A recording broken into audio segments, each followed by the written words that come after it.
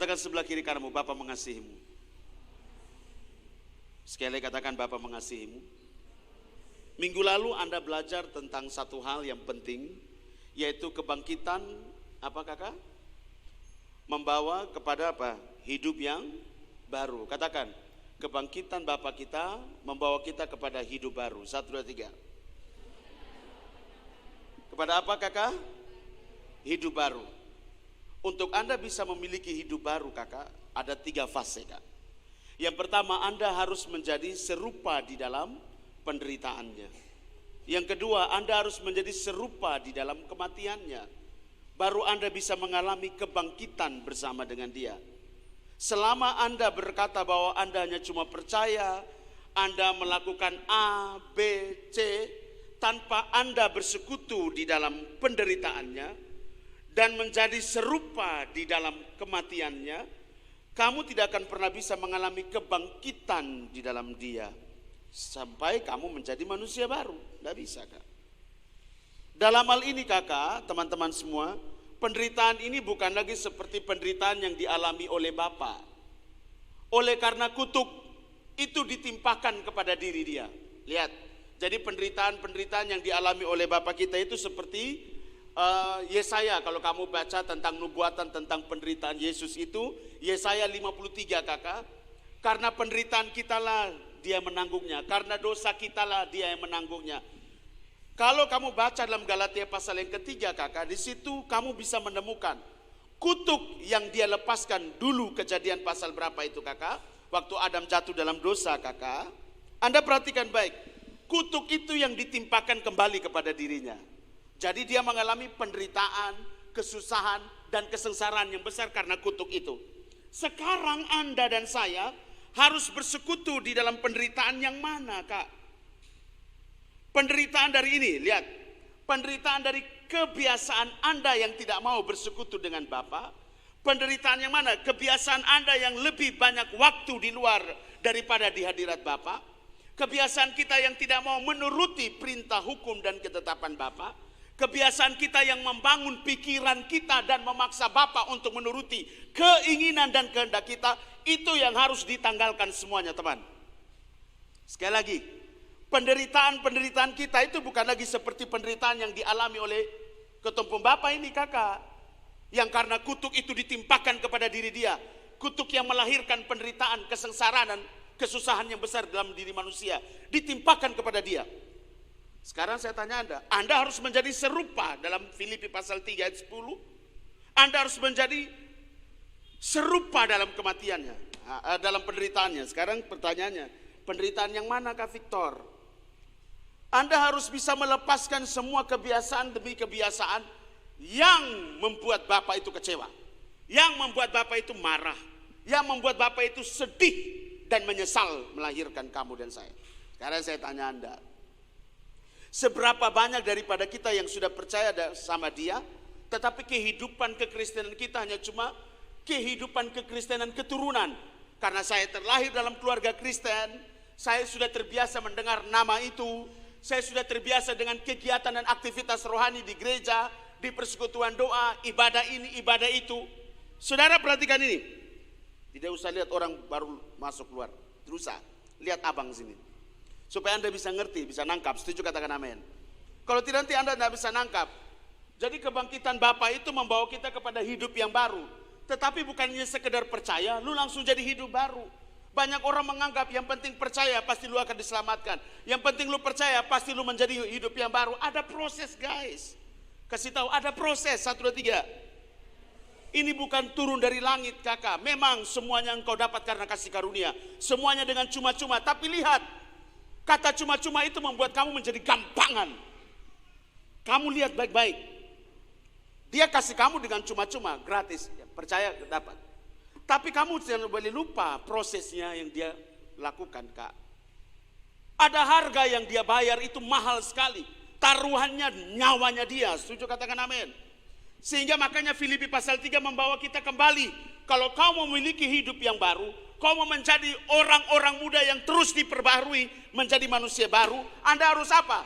Lihat, serupa di dalam penderitaannya. Dia menderita loh. Selain kutuk itu ditimpakan pada dirinya, dia juga harus mengosongkan dia punya diri. Dia itu pencipta, dia turun jadi manusia sama seperti Anda dan saya. Dia mengosongkan semua kedahsyatannya, kemuliaannya, dia tinggalkan semua, dia jadi manusia sama seperti Anda dan saya. Dia tekan egonya. Dia tekan, dia adalah pencipta, dia tahu itu. Makanya dia bilang begini, aku ini sudah ada sebelum Abraham ada. Makanya ahli-ahli Taurat, orang-orang di Nazaret itu juga bilang ini orang sudah gila. Masa dia kan ayahnya ini, ibunya ini, saudara-saudaranya ini. Masa dia bilang dia sudah hidup sebelum Abraham ada. Abraham itu menjadi patokannya orang Yahudi waktu itu, Kak. Jadi kalau Yesus ngomong begitu atau Yasengi ngomong seperti begitu, itu sebuah penghinaan yang sangat amat dahsyat kepada Bapa. Makanya mereka sejak saat itu, kata Alkitab, mereka merencanakan untuk membunuh. Begitu, Kak. Kasih tahu sebelah kiri kanan. Itu mulai cikal bakal itu sudah mulai di situ. Ditambah lagi banyak orang ikut-ikut karena mujizat, tambah jengkel mereka. Saya tidak bahas itu, Kak, tapi saya bahas ini dulu, Kak. Jadi serupa dulu dalam apa, Kakak? Omong kuat, penderitaan. Sekarang penderitaan kita apa? Meninggalkan semua kebiasaan lama. Kebiasaan-kebiasaan lama, catat sendiri di catatan Anda. Anda punya tukang ngomong kosong, Anda punya tukang pencuri, Anda tukang suka menjelekan orang, suka membuli orang. Catat, kasih tahu sebelah kiri kanan, pulang kok catat. 1, 2, 3. Pulang kok catat. Mata suka lihat orang, lihat dari ujung kaki sampai ujung rambut, kemudian mulai menilai orang, catat. Itu kebiasaan-kebiasaan yang harus dipotong. Katakan sebelah kiri kananmu, dipotong. Ngomong kuat, dipotong. Kebiasaan tidak suka berdoa, sukanya nonton, sukanya baca novel, sukanya apa lagi? Jalan-jalan, sukanya apa lagi? Kerja. Coba lihat sebelah kiri kanan. Menderita kalau suruh kau berdoa, menderita. 1, 2, 3. Menderita tidak kalau Anda sudah terbiasa begini, tiba-tiba potong. Berdoa. Stres tidak? Stres, Kak. Susah tidak? Susah. Nyaman tidak? Tidak nyaman. Kenapa? Waktu di tengah-tengah doa, aduh tadi janji mau pergi ke sana. Aduh tadi teman tadi sudah mau datang. Aduh terus. Akhirnya yang harusnya bicara panjang dengan Bapak, potong di tengah. Kenapa? Sudah janjinya. Kasih sebelah kiri kananmu, sengsara. 1, 2, 3. Omong kuat, menderita. Lu mau deh ini nyong, tapi Tuhan bilang bukan, lu sengsara. Lu mau deh ini nona, tapi Tuhan bilang belum. Sengsara tidak? Kenapa? Hati suka pingin. Tapi dia bilang bukan ini. Kasih tahu sebelah kiri kananmu. Kalau pakai ego, maunya siapa yang datang cocok, menurut kita cocok, menurut kita aman dan nyaman, maka kita berkata ini sudah sepadan dari Tuhan. Kasih tahu sebelah kiri kananmu, bertobat. Kadang-kadang yang pertama-pertama sonde nyaman itu yang sebenarnya dari Tuhan kadang-kadang. Tapi kita nih manusia ini selalu punya pandangan sendiri, sehingga mematok pandangan kita ini dan memaksa Tuhan untuk apa? Menyetujui apa yang menjadi keputusan kita.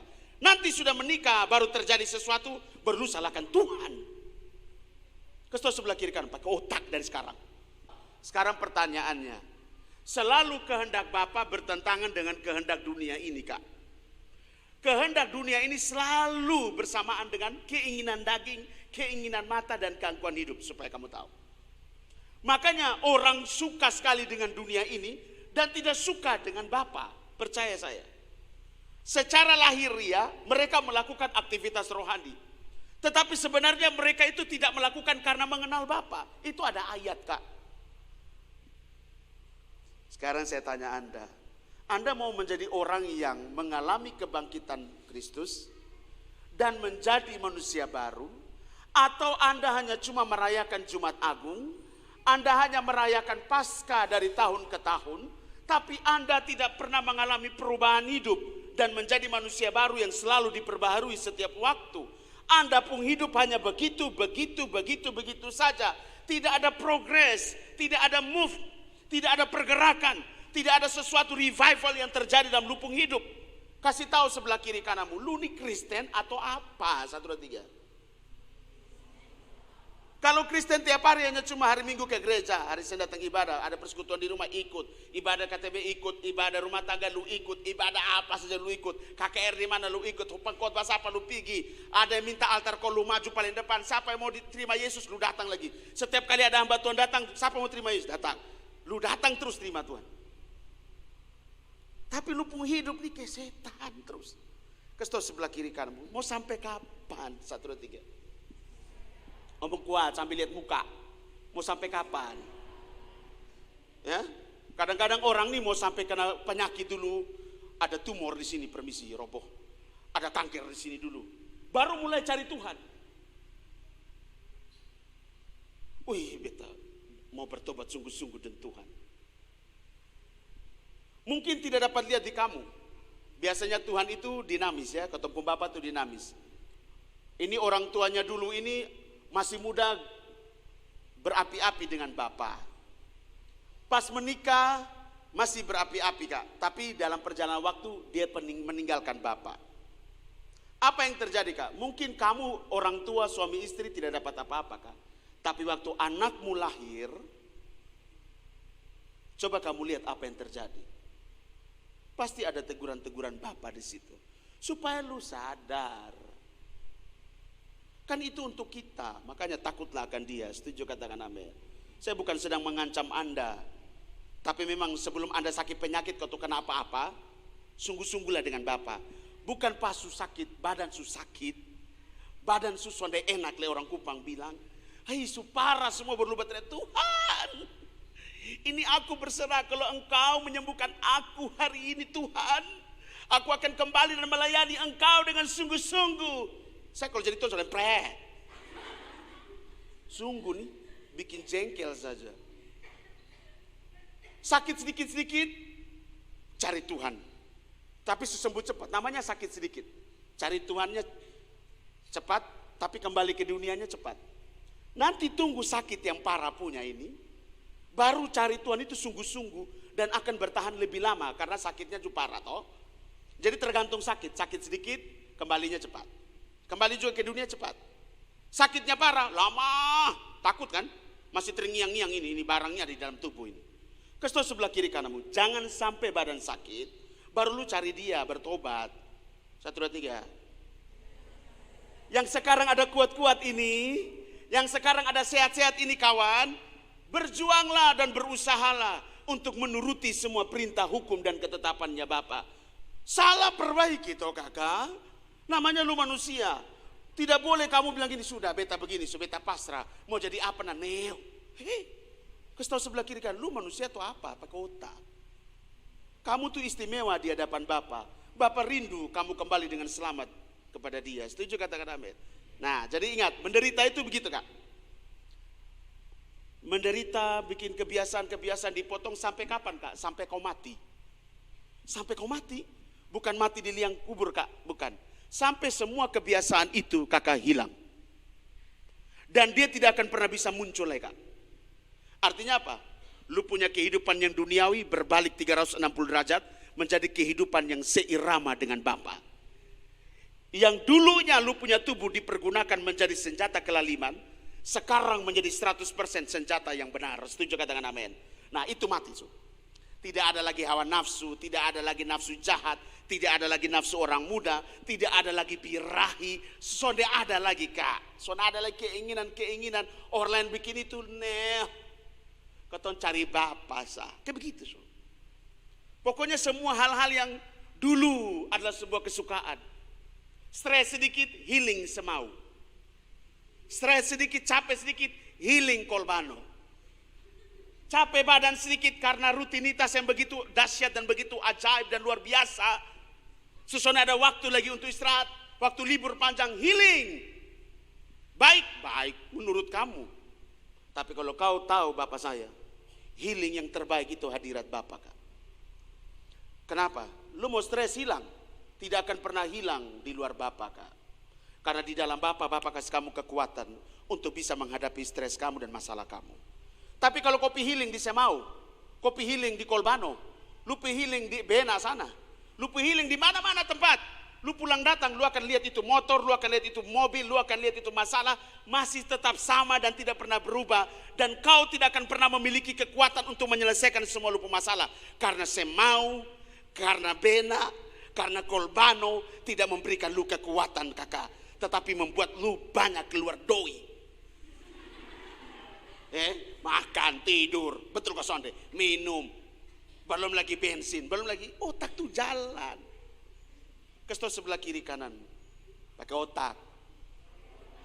Wih, tapi kita nih manusia ini butuh healing, itu duniawi. Sekali-sekali duniawi. Biar kamu bilangin kafik ekstrim, parek. Kita juga butuh hal yang sudah, kamu mau butuh apa? Coba saya lihat. Saya tanya Anda, mau butuh apa? Kita juga harus sama-sama dengan keluarga, silakan. Dan keluarga itu di pantai di bawah sini. Mau lihat laut, di laut banyak-banyak. Mau lihat pantai putih, bersih, woi di belakang Subasuka, woi. Pantai di belakang Pasir Panjang, beda tuh kakak nuansana. Lu bikin lain toh? Orang son bikin kemah di situ, lu bikin kemah di tengah-tengah Pasir Panjang situ. Agak lain kak, oh sudah. Begini kak, saya kenapa sengaja ngomong begini supaya kamu tahu. Itu kebiasaan yang menyenangkan daging kak. Dan itu dipotong, tak. Menderita tidak?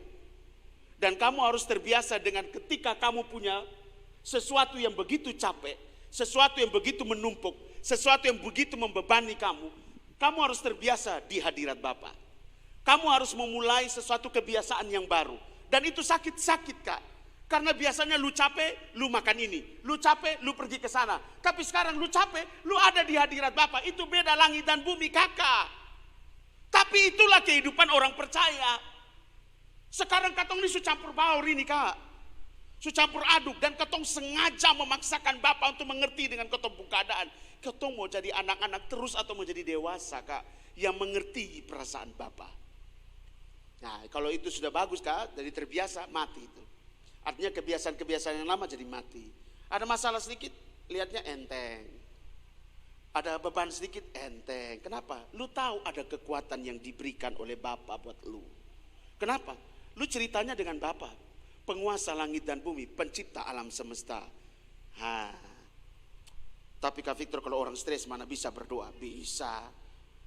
Yang penting lu jangan berdoa pakai lu liturgi toh.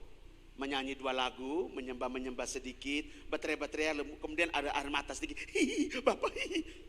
Nah itu liturgi buat saya. Kenapa? Kadang-kadang orang sudah dijamah juga sengaja menangis. Kenapa? Dia tersentuh ini lagu. Bukan karena dijamah dan tiba-tiba dia dengar suara Bapak bilang, halo, aku ada di sini anakku. Wah, itu kalau menangis karena itu, saya percaya lu keluar lu berubah. Tapi kalau lu keluar lu muka masih murung. Orang kalau keluar doa tuh badannya sakit, masih sakit, dia ketemu sapa di dalam. Kemudian keluar doa badan lemah, kemudian langsung naik di tempat tidur. Sekarang saya tanya kamu ketemu siapa? Semakin kamu ketemu Bapa kakak, langsung ketemu dia dalam hadiratnya, tidak bisa ngantuk kak. Amin. Tidak bisa capek.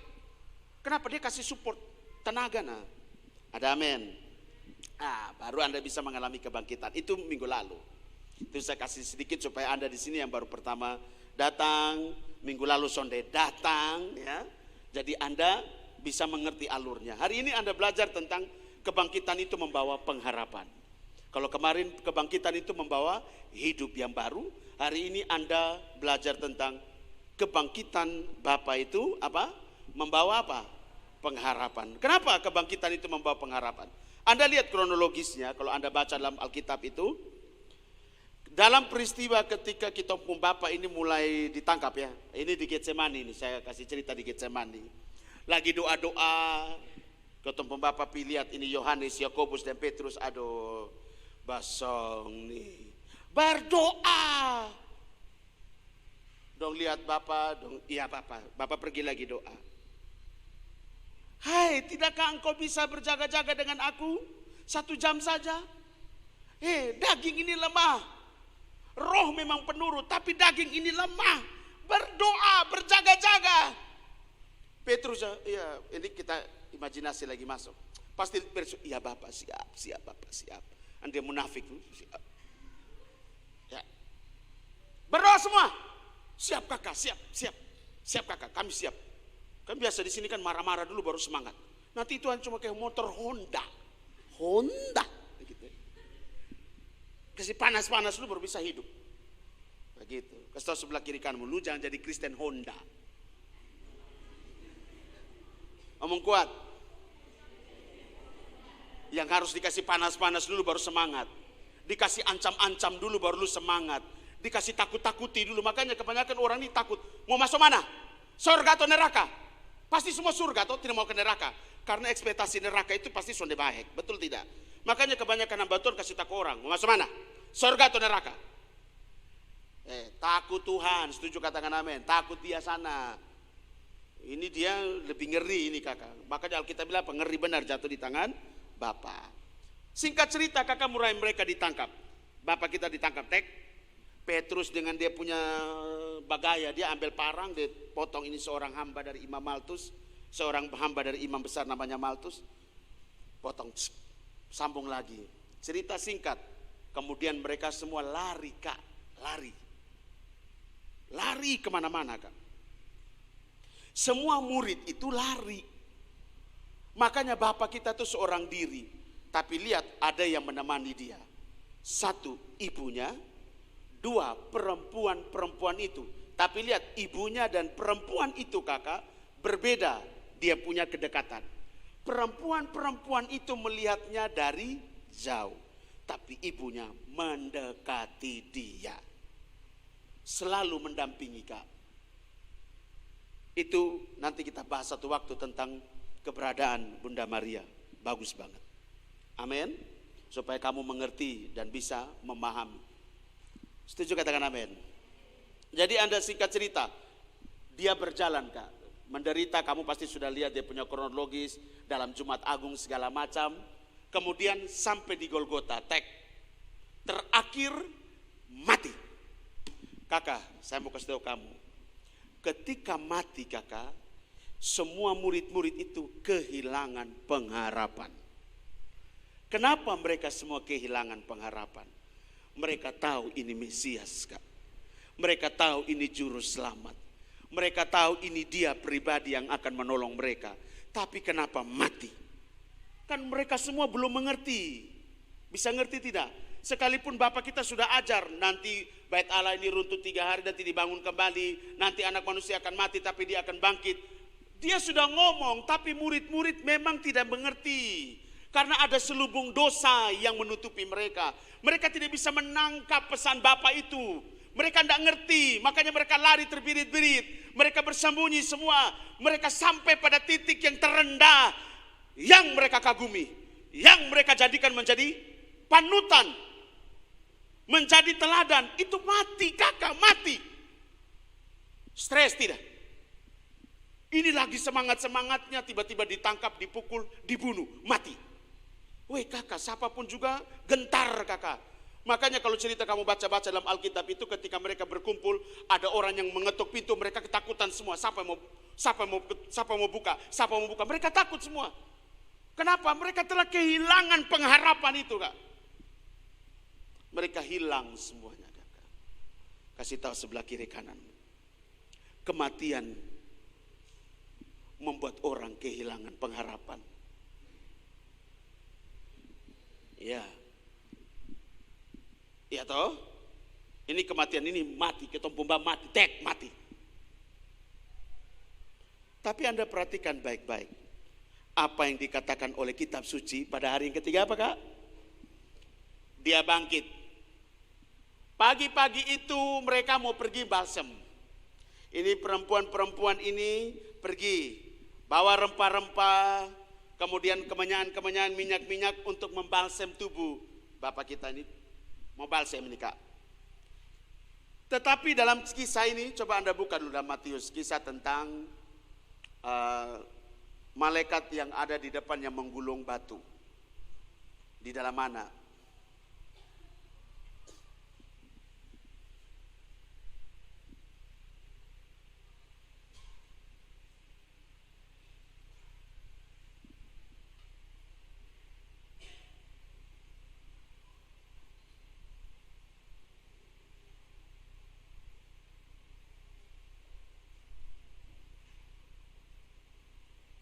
Di mana kakak?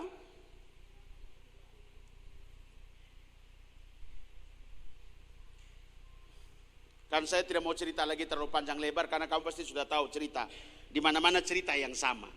Yesus mati, kemudian Yusuf Arimatea karena sudah mau hukum Yahudi, mau sabat, mereka kasih turun tubuh ini, betul toh? Kemudian dimasukkan kepada satu kubur, satu tempat yang baru yang tidak pernah dikasih mayat di situ. Dia baru habis buat itu goa itu, Kak. Kemudian dikasih taruhlah mayat itu di dalam goa itu, Kak. Tapi Anda lihat pada hari yang ketiga, pada waktu dini hari, yaitu hari Minggu. Jadi matinya kan hari Jumat. Jumat, Sabtu, Minggu. Makanya kebangkitan Bapak kita tuh hari pertama dalam minggu itu. Jadi hari pertama dalam minggu itu, kalau sekarang hukumnya Senin. Tapi kalau dalam Alkitab hari pertama dalam minggu itu adalah hari Minggu. Jadi bangkitnya hari apa? Hari Minggu. Ngomong kuat, Minggu. Ngomong kuat, Minggu. Oke, Minggu pas pagi-pagi begini. Ini mai tua dong mau pergi balsem. Maka terjadilah gempa bumi yang hebat. Sebab seorang malaikat Tuhan apa? Turun dari langit dan datang ke batu itu. Dan menggulingkannya lalu duduk di atasnya. Lanjut. Wajahnya bagaikan kilat. Dan pakaiannya putih bagaikan salju. Terus. Gentar ketakutan dan menjadi apa? Seperti, artinya pingsan. Ngerti tidak pingsan? Ini kau lihat malaikat ini kau sun pingsan. Satu pasti sok. Ya campur dengan kincing-kincing di celana sedikit ya. Ini takut oh ini barang baru nah. Terus. Akan tetapi malaikat itu berkata kepada perempuan-perempuan itu, janganlah kamu takut. Sebab aku tahu yang disalibkan itu. Terus. Dia tidak ada di sini. Sebab ia telah apa? Bangkit sama yang seperti yang telah. Mari, lihatlah tempat ia berbaring. Kamu lihat itu malaikat ngomong. Habis itu dia ajak ini perempuan dong. Mari kau datang kau lihat. Masuk. Kosong kak. Itu ada pengertiannya sendiri. Kosong kakak. Terus lanjut. Dan segeralah pergi dan katakanlah kepada murid-muridnya bahwa ia telah bangkit dari antara, ia mendahului kamu ke Galilea, di sana kamu akan melihat dia. Sesungguhnya aku telah mengatakannya. Berarti dia sudah kasih tahu terlebih dahulu. Tapi murid-murid memang tidak dapat menangkap pengertian itu. Karena ada selubung yang menghalangi mereka. Bisa nangkap sampai sini kakak? Makanya mereka kehilangan pengharapan sedikit, sebentar saja. Tiba-tiba dia bangkit. Ini perempuan-perempuan kamu tahu tuh dapat berita sukacita. Orang dari tiba yang kehilangan harapan, tiba-tiba muncul satu seberkas cahaya harapan yang begitu dahsyat. Yang dulunya mati sekarang muncul lagi. Kamu lihat sukacitanya kayak apa? Senangnya kayak apa? Bahagianya kayak apa kakak? Mereka berlari-lari terburu-buru. Buka pintu, buka pintu, buka pintu. Petrus bilang ada apa? Kuburan kosong, kuburan kosong. Dia bangkit, dia bangkit, dia bangkit. Petrus sudah pakai otak lain, sudah pikirnya dia lari. Pergi lihat. Dan betul dia bangkit kan. Saudara perhatikan, kisah ini sederhana. Tapi sebenarnya dia punya makna yang dalam. Mungkin seringkali kita sering kehilangan pengharapan. Karena begitu banyak hal yang terjadi dalam ketumpung hidup. Ada begitu banyak hal yang menguasai ketumpung hidup. Ada kebiasaan ini, ada dosa ini, ada dalam kejatuhan seperti ini. Sehingga membuat kita tuh putus asa dan putus arang. Membuat kita tuh tidak ada lagi semangat dan gairah untuk bangkit. Dan mau hidup jauh lebih baik dari kemarin. Ketong bilang biar su. Tetapi kamu lihat hari ini berita sukacita. Ada kebangkitan kakak. Dia telah bangkit dan memberi pengharapan itu. Setuju katakan amin. Dia beri apa kakak? Dia beri pengharapan. Mari kita buka dulu 1 Petrus pasal 1 ayat yang ketiga. Pengharapan itu ada 3 kak. Dia kekuatan dari pengharapan itu saya bagi menjadi 3 bagian kakak. Yang pertama 1 Petrus pasal 1 ayat yang ketiga.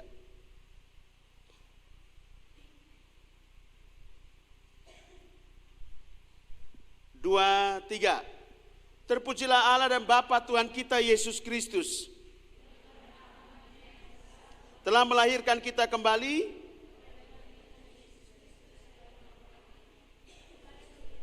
kepada satu hidup yang penuh apa kakak? Dia bangkit yang pertama, dia memberikan hidup buat kamu dan saya. Makanya minggu lalu Anda sudah belajar, dia memberikan hidup kepada kamu. Harapannya apa? Hidup kak. Jadi kamu lihat ada penderitaan, kamu lihat ada proses kematian, tetapi lihat bukan langsung mati selamanya mati. Ada kebangkitan kakak. Karena apa? Dia menyediakan ada pengharapan untuk hidup. Jadi kalau kamu dan saya mengikuti proses ini teman, kamu akan mengalami yang disebut dengan hidup. Maka kamu yang dulu disebut orang hidup tetapi mati, sekarang tidak lagi kakak. Kamu hidup dan memiliki hidup itu di dalam kamu. Setuju katakan amin. Kamu tidak lagi disebut orang yang hidup tetapi mati. Tahu orang hidup tetapi mati? Dia hidup, bergerak, bekerja, tapi dia tidak memiliki hidup di dalam dia pun diri. Dia tidak memiliki Bapa dalam dia pun diri. Dia tidak memiliki damai sejahtera dan sukacita dalam dia pun diri kakak. Dia hidup tapi dia mati. Dia tidak punya pengharapan di dalam Bapa. Kenapa? Dia tidak memiliki hidup. Karena kalau orang itu memiliki hidup, dia punya pengharapan kakak. Ada amin kakak? Makanya ada kebangkitan, ada pengharapan untuk hidup. Jadi kalau kamu mau memiliki pengharapan hidup, kamu harus mati dulu, menderita dulu. Yang kedua apa lagi? Mati. Baru bisa mengalami kebangkitan di dalam dia. Katakan, di dalam harapan itu ada hidup. 1, 2, 3. Di dalam pengharapan ada hidup. 1, 2, 3. Omong kuat, di dalam pengharapan ada hidup. Yang kedua, saya cepat hari ini. Ada kebangkitan, ada pengharapan kak. Pengharapan membawa kamu hidup. Yang kedua, pengharapan itu membawa kebahagiaan. Titus 2 ayat 13, sederhana dulu. Titus 2 ayat yang ke-13. Pengharapan yang membawa kebahagiaan. 2, 3. Dengan menantikan penggenapan pengharapan, kita yang penuh bahagia dan pernyataan kemuliaan. Kuat. Omong kuat, ulang. 1, 2, 3.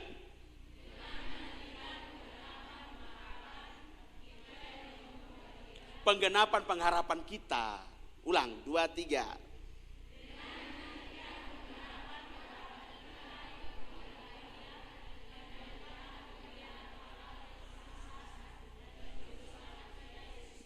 Tadi saya sudah singgung cerita singkat tadi ini murid-murid. Mereka bahagia tidak semuanya?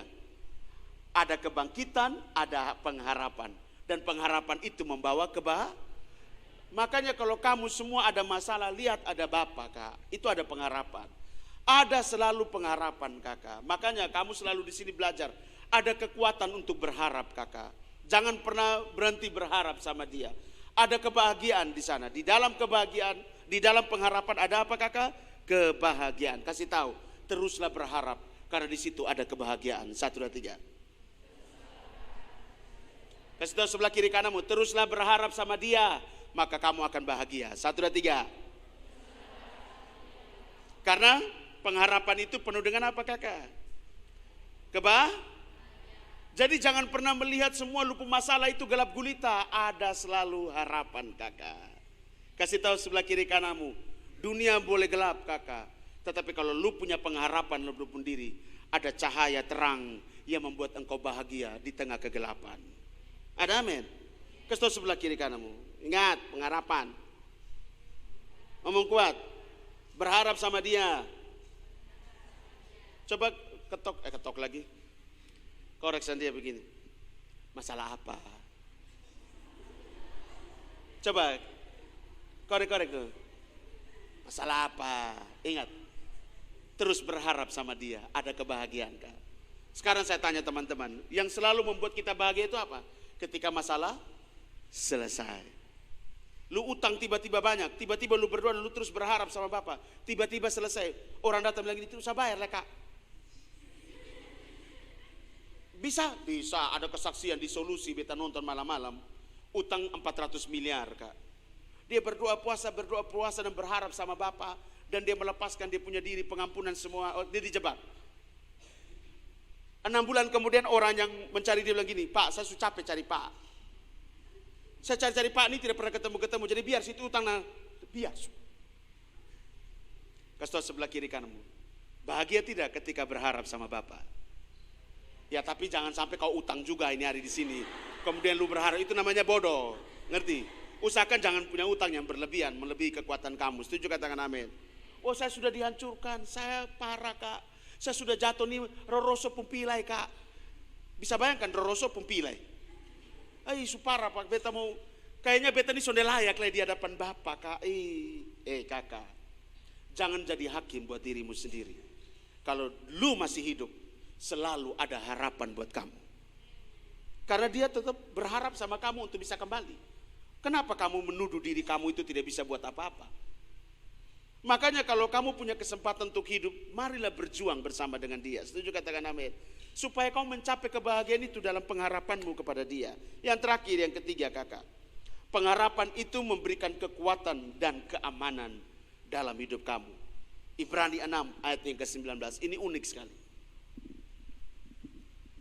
Ibrani 6 ayat yang ke-19.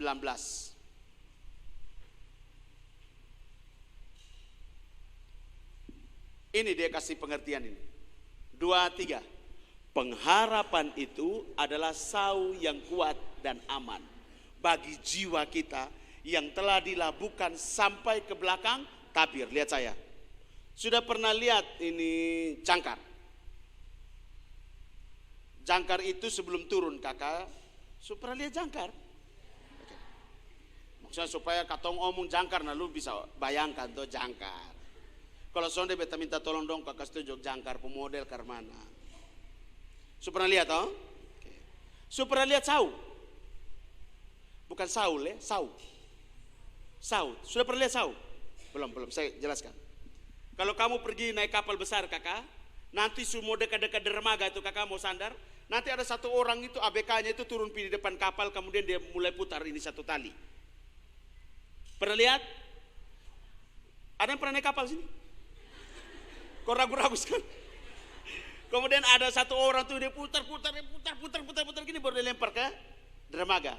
Kemudian di sebelah ambil, kemudian ikat di satu tempat besi yang kuat itu kakak. Ini. Semakin dia ikat itu kapal semakin merapat kak. Semakin dia merapat, baru jangkar turun. Cek. Kamu lihat pengharapan itu sau kakak. Dia kekuatan yang sangat amat membuat kamu kuat dan aman kakak. Jadi kalau seorang yang percaya sama dia, tapi dia tidak berharap sama Bapa, dia tidak memiliki kekuatan apa-apa kakak. Yang ada apa? Dia hanya mengandalkan dia punya kekuatan sendiri. Makanya jadi orang Kristen, dia harus mengeluarkan semua kekuatannya dia. Dia tidak boleh mengandalkan dia pun diri, dia tidak boleh mementingkan dia pun diri, dia tidak boleh merasa dia pun diri lebih hebat. Kenapa? Dia tidak akan pernah berharap sama Bapa. Kenapa? Dia merasa diri dia bisa. Dia merasa diri dia mampu keluar dari masalah sendiri tanpa pertolongan siapa? Termasuk Tuhan tidak bisa tolong saya. Saya bisa sendiri dengan kekuatan saya. Itu orang yang telah kehilangan pengharapan. Tapi kalau kamu orang percaya yang benar-benar percaya sama dia kakak, kamu akan berharap sama dia. Setuju, katakan amin. Kamu akan bergantung sama dia 100%. Setuju, katakan amin dulu kak. Dan itu akan membuat kamu semakin kuat.